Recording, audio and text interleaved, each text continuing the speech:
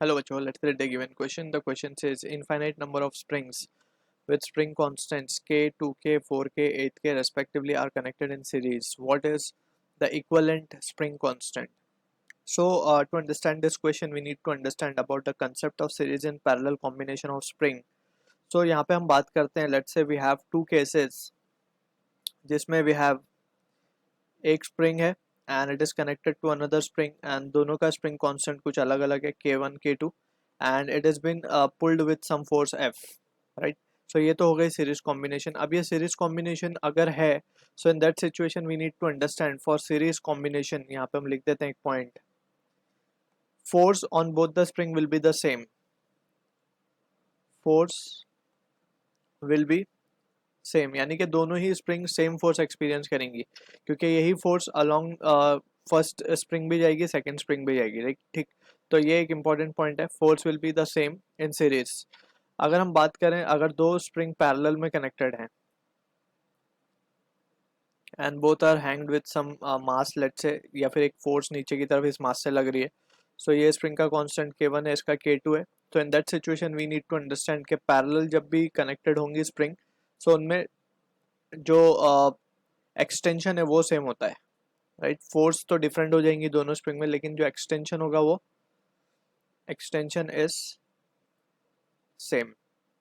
So this is the point that we need to keep in mind,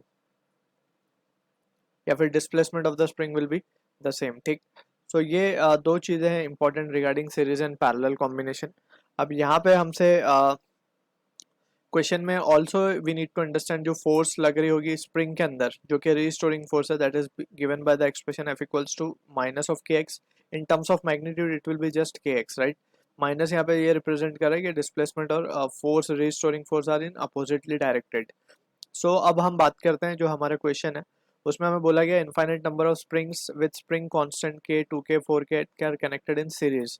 अब series में तो force सारी ही spring पे सेम लगेंगी, ठीक है? तो फोर्स तो कांस्टेंट हो गई. अब बात करते हैं अगर टोटल इलोंगेशन देखा जाए, सो अगर हम इफेक्टिव इलोंगेशन लिखें यहाँ पे, तो it will B, let's say first spring x1 हुई, सेकंड x2 हुई, थर्ड x3 हुई and so on.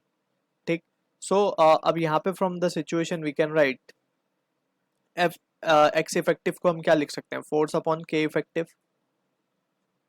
Right? Since force is constant तो यहाँ पे क्या लिखा जाएगा, F upon k1 plus F upon k2 plus F upon k3 and so on. ठीक है, हमें इक्वलेंट स्प्रिंग फाइंड करना है या फिर इफेक्टिव वैल्यू फाइंड करनी है बेसिकली. तो हम इसको क्या लिख सकते हैं, एफ तो from both side can be cancel out, so ये हो जाएगा 1 अपॉन के इक्वलेंट लिख देते हैं हम इसको टू बी प्रिसाइज. ये हो जाएगा 1 upon k1 plus 1 upon k2 and so on. ठीक, अब यहाँ पे वैल्यूज हमें गिवन है, सो वो वी विल सब्सटीट्यूट.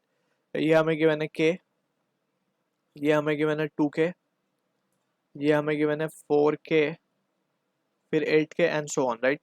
सो इस तरीके से वैल्यूज गिवन है. सो यहाँ पे अगर इसको थोड़ा सा फर्दर रिजॉल्व करें, so we are getting a series 1/k को अगर हम कौन बाहर निकालना है, so it will be 1 plus 1/2 plus 1/4 plus 1/8. यानी कि हम देख सकते हैं 1 प्लस 2 प्लस 2 का 1/2 का स्क्वायर, 1/2 का cube and so on. This is the series that is been formed. तो इसका सीरीज हम calculate, that is the GP we are getting, basically geometric progression हमें मिला है यहाँ पे.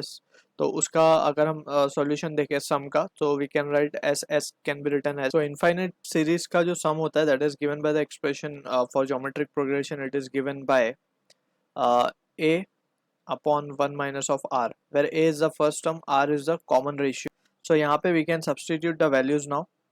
अब यहाँ पे ए हमारे पास है 1 upon 1 minus 1/2, so this value comes out to be 2, right? So sum तो ये मिल रहा है हमें 2, so from this we can say therefore जो k equivalent आएगा, k equivalent comes out to be k/2.